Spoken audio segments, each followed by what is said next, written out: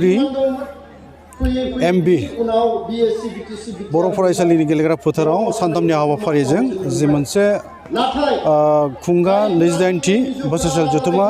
दुलाराय बर' फरायसा आफाद धेमाजि जिल्ला आफादनि आरो लोगोसे गेजेर जुनाय दख'रा बर' फरायसा आफादनि 28थि जथुम्मा बोसोरसालिया आरो लोगोसे आइजो अनसाय आफाद दुलाराय बर' आइजो अनसाय आफाद बे जुथाइ खुंनाय सानथामनि हाबाफारिनि दिनै गेवलां मेल बे गेवलां मेलाव आंखौ मेल बेखेवगिरि हिसाबै लिंहरदों बाहाय आं नुजाफैनानै दहाय आंनि मेल बेखेवनाय बिबुंथियाव माखासे बाथ्रा बुंखांखाबाय दा गोदानै आं दस्रा बुंबावनांगौ दंबायदि मोना अब्लाबो नैबेखौ आं बुंनो लुबैगोन जे जोङो बर' माहारिया बुंनो थाङोबा बर' हारिया दुलाराय बर' फरायसा आफादनि जे बर' हारिनि थाखाय हाबा मावबोनाय बे हाबा मावबोनायनि जारिमिना गोलावथार मानोना जोनोमनिफ्रायनो थांनाय 1967 मायथाइनि 15 फेब्रुवारि बावहाय जोनोम जादों दुलाराय बर' फरायसा आफादा दिनैसिम बियो 55 बोसोर जाबाय दा बे समनि गेजेराव जोनोमनिफ्रायनो गिलु बालु जेंना जेथोजों मोगा मोगि जाबोनांदों हाबा मावबोदों आरो गोख्रों गोब्राबसिन जों हाबा मावबोदों होनोबा थांनाय 1987 मायथाइनि 2 मार्चनिफ्राय बड'फा उपेन्द्र ब्रह्मनि दैदेननायाव जि मोनसे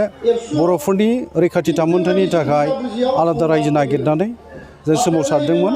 बे समनिफ्राय दिनैसिमाव जों बेखौनो गनायनांगोन बे गोलाव समाव बर'आ संबिजिरारि मोन्थाइ नागिरनानै गणतन्त्रनि मोन्थाइफोर नागिरनानै जे होख्रावबोबाय दाबिबोबाय सोमावसारबोबाय गोबां मुंख्लं जालांबाय आरो जोङो दिनैहाय दुलाराय बर' फरायसाफोरनि दैदेननायनि गेजेरजों मोनथाम गोरोबथाबो खालामबाय बेखौ जों बुंनो हायो BSc गोरोबथा BTC गोरोबथा आरो दिनै थांनाय 2020 मायथाइनि 27 जानुवारियाव जोङो थामथि बर'नि गोजोन गोरोबथा बिटिआर गोरोबथाखौ खालामनो हानाय जाफैबाय दा बेनि गेजेरजों बर'फ्रा मा मोनबोखो मा गोमा जाबोखो बेखौ बयबो मिथिलायखागौबो आं बुंनो लुबैला दा अब्लाबो गोबां क्राइसिस दङ जोंनि गेजेराव दाबो आंखाल दङ जाय आंखालखौ सुफुङाब्ला जोङो बर' हारिखौ गेरेमसा बर' माहारि दानाय बर'फोरनि जि मोनसे प्लेनिं बिथांखि बेखौ जोङो मोगथां महर होनांगौआ गोरलै नङा बयहाबो कमिटमेन्ट थानांगोन बिबान दङ आरो जोङो रायजो राजानि बाथ्रा होबोदों आरो बे बाथ्राफोरखौ जों मावनानै थानायाबो थिग नङा आरो जोंनि गेजेरनिफ्राय जायफ्रा जाय थांखि मिजिं सिमांफोरखौ लानानै सोमावसारनो बाहागो लादोंमोन मुंख्लं जालांबाय बिसोरनि आद्रा थानाय थांखि मिजिं सिमांफोरखौ मोगथां सुफुंनो थाखाय जों थांनानै थानाय सुबुंफ्रा दिनै गिलिर बिबान दं आरो जोङो दुलाराय बर' फरायसाफोरनि थांखि सानस्रिखौ गोरबोआव फोनांनानै जोङो गाव गावखौनो खामानियाव बावसोमनो हानांगोन आरो जोङो बिहोमा होनो नाजालांनांगोन क्राइसिसखौ आं दिनै बेखौनो नुयो दाबो बर'नि गेजेराव जों मोनदोंब्लाबो बे मोननायनि गेजेरावनो आरो माबा मोनसे गोमा जाफिननो नागिरनाय सम सम बेबायदिबो थासारि फैनो नागिरनाय बायदि नुयो ओंखायनो खौसेथिया गोनां दं आरो खौसेथिखौ दिनैबो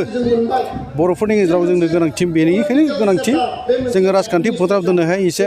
गुबुन हारिफोरजों नाख्रेबजाबसिन नागिरनाय बायदि मोनसे थासारि फैनो नागिरो बेनि बिदिन्थिया जोङो थांनाय खेबनै लकसभा बिसायख'थि क'क्राझारनि जि मोनसे बेखौ जोङो बिदिन्थि हिसाबै खोन्थानो हायो खेबनै जों जेननांबाय जाय समाव जोंनि बै समनि आजौ आजैनि आबै आबौमोन बा आइ आफामोनहा माब्लाबाबो क'क्राझार लकसभा सिटखौ खोमाना लानो गोनां जायाखैमोन नाथाय दिनैनि गोदान सोदोमस्रि बारनांनाय मुगा कम्पिउटार इन्टारनेट डिजिटेल मुगा फैनायावसो जोङो जेराव साबसिनै हामसिनै साननो हासिनबाय दिनैहाय ससियेल मिडियाफ्रा गोख्रों जाबाय बे समावसो जोङो क'क्राझार बायदि मोनसे बर'नि मानगोनां मोनसे लकसभा सिटखौ खोमाना लानांनाया बे जोंनि थाखाय दुखुनांथाव बाथ्रा ओंखायनो बेफोरखौ जोङो मोनफिननांगौबा बे गोमानायफोरखौ जों मोनफिननांगौबा बर'नो मोनसे सोमावसारनाया नांगोन बे सोमावसारनाया जाहैबाय खौसेथि राजखान्थि सोमावसारनाय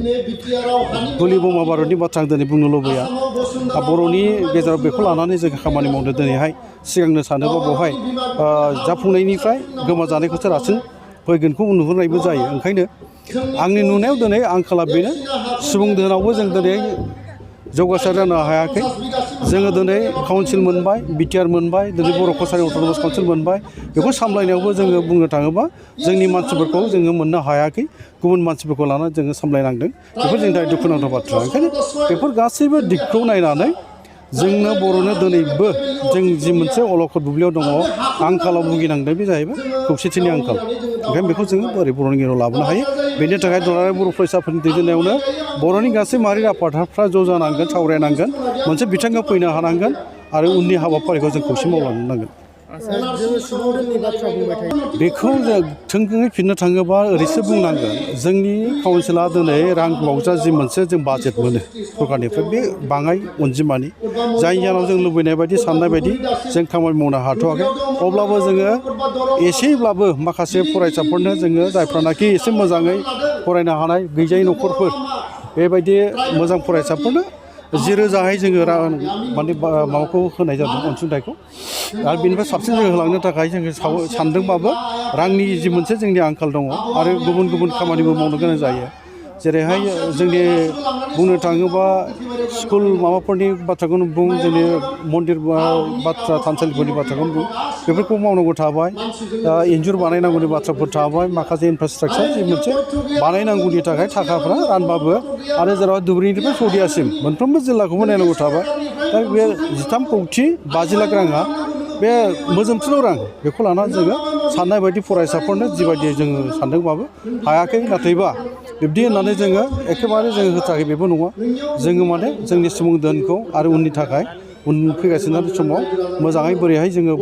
गैयै न'खरनि मोजां फरायसाफोरखौ बोरैहाय जोङो रां अनसुंथाइ होनानै फरायहोनो हायो बेनि फारसे जों नोजोर होनानै खामानि मावलांगोन